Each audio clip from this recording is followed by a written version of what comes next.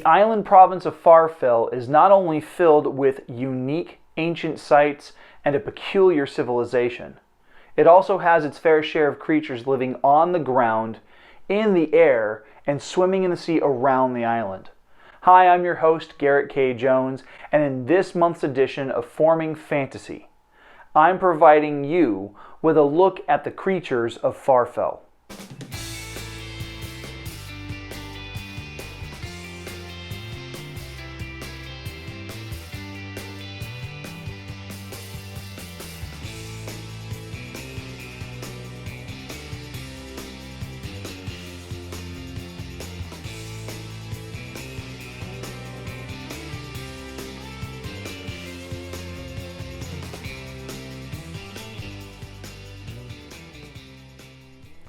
Hey, happy Saturday everyone.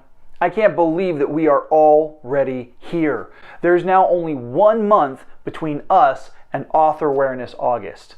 The interviews are locked in, and in just a few short weeks, I'll round out July with the interview showcase. That being said, this is actually the final Forming Fantasy segment of Season 3. I'm already planning stuff out for Season 4, so expect the segment to return. I'm not sure which topics I'll cover just yet, but if you'd like to help out with that process, you can submit your responses to the poll that I have linked down in the video description. As for July, you can expect a new top 10 list, a new author interview with Stephen J. Galgan, and a new Creator's Corner writing tip. I also want to give you guys an update on the audiobook for the Heirs of Menonias. I have restarted production on the audiobook and it is coming along pretty well. I'm hoping to have something out for you guys before the fall. I know I've made promises in the past, but part of the problem I've had has been scheduling conflicts between myself and previous producers, as well as getting the equipment necessary for producing it myself. And that is what I'm doing now, and I will be continuously posting updates as I'm working on this through social media. So, with that said, let's get into the final Forming Fantasy, folks.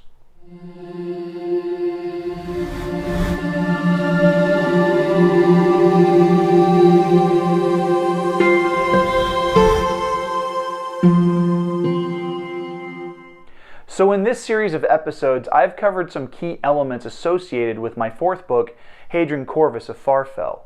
We've talked about the island's geography, we've talked about the Akar family of Hillacre Farms, the free cities of Zephyr and Darna Amal, the Citadel, the Council of Seven, and we've mentioned the ancient sites situated around Farfell. Just like all real environments, the island does have its own ecosystems. There are cattle, goats, fish in the lakes and seas, hogs, chickens, and horses, among other domesticated animals. The island also has natural wildlife, squirrels, rabbits, wolves, birds of prey, and the like. But I'm not really focused on the natural animals. Farfell is also home to rather unique abominations that only manifest in its current state of control. That's a really poetic way of saying that there are monsters lurking through the mountainous wilderness of the island. The first such creature the book's hero faces is Kalev, the beast of Bedeth village. During Callum's visit to the derelict site, he activated a long-dormant memory that he was sent to find, as mentioned in my video about the village from last month. It's linked up here for you. After accessing the memory, the grounds begin to shake as the beast awakens from its slumber and attempts to kill him. The creature is massive, using its body weight to demolish many of the abandoned buildings in its pursuit of Callum. It chases him around, slamming him into the ground before Callum kills it. Now, after visiting the Sky Beacon and acquiring the first artifact, Callum finds himself in Darna Amal under the hospitality of a local fisherman named Alhep Bait. While helping unload part of the man's catch, a gigantic sea serpent attacks the harbor, destroying ships and killing dozens of townsfolk. Spurred on by Ka'atep, the artifact from the Sky Beacon, Callum rushes into battle. The Katasaur pauldron attached to his shoulder activates and gives him a set of metallic wings and the ability to fly. Now, while he's unable to fully control and summon the armor's power, he instinctively uses what he has, gutting the Leviathan to prevent further destruction. It is after this event that he is arrested and returned to the Citadel. During his time in the Citadel, both before and after the Sky Beacon, Callum witnessed the people of the Southern Warrens becoming cannibalistic and transforming into monstrous creatures. But I'll come back to that in just a bit.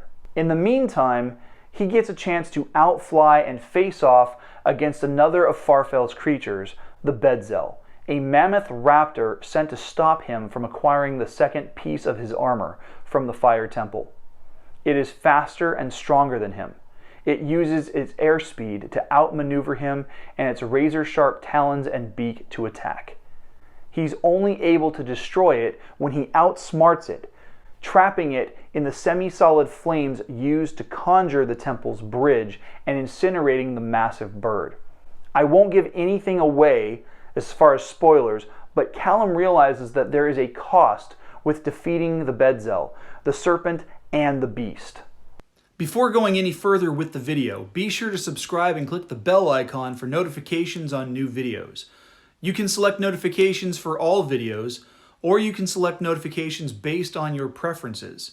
If you're watching on your phone, be sure to update those settings inside the app itself to get the most out of your viewing experience. Now, during his time at the Citadel, Callum's associate, Raeth Tors, captain of the First Riders, comes under demonic possession and allows himself to become a creature called Moet, the Arbiter of Death. His skull-faced visage and fiery sword were, to an extent, influenced and inspired by the Headless Horseman from the legend of Sleepy Hollow. Moet and the corrupted citizenry of the Citadel begin tracking and hunting Callum on his journey to find the last pieces of his armor. As mentioned last month, Callum is collecting these pieces, and when he does, he's able to control the armor, which is the titular Hadron Corvus. Armor built by the Kadasur and bonded to a chosen human to imprison a set of 7 demons. 7 sounds like a familiar number, right? Right? That's because it should.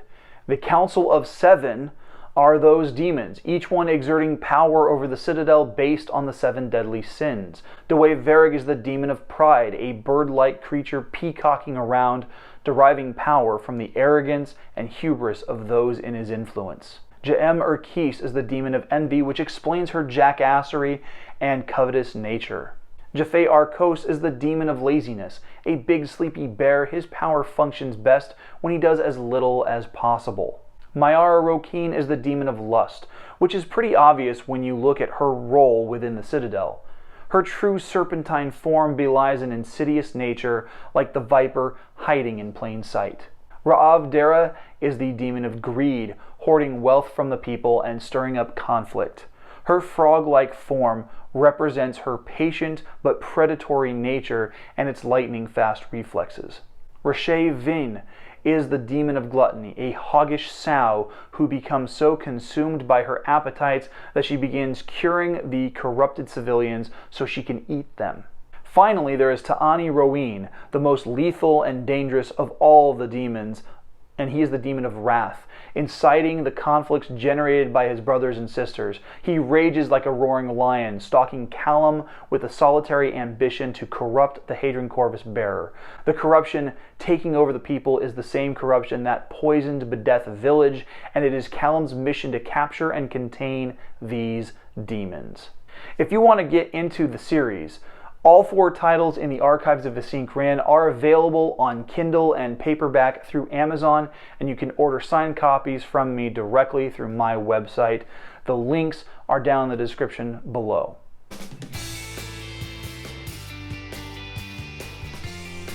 Hey, thanks for watching. Please make sure to like and share this video because that is how this channel is going to be able to grow its viewership. There are other ways for you to be a channel supporter too. If you're able to do so, please consider becoming a channel supporter by going over to patreon.com/GKJ Publishing, where you'll have access to 4 support tiers. Each one comes with access to my blooper reel, plus you'll get sweet tier level perks. And if buying and repping merch is more your speed, check out the merch store on Teespring, where you can pick up some well-crafted men's and women's t-shirts, a hoodie, art, and phone cases, featuring budget-friendly prices. If you do get some of the sweet swag, make sure to post it to Instagram and Twitter by tagging me at GKJ_publishing using the hashtag 5Kingdoms merch. Don't forget to sign up for the poster giveaway. It's free, and with your help in promoting the channel, I'll announce a winner when I hit 200 YouTube subscribers. I'll be back in 2 weeks with the final Season 3 Top 10 list featuring my Top 10 audiobook recommendations based on my own collection on Audible. The vlog of the 5 Kingdoms is filmed without the use of a live audience at Skyrocket Studios in Hanford, California. We can't do what we do without your help, so please make sure to subscribe by clicking the button that's above my head, and make sure to watch and share the videos over here to my left. Have a great week.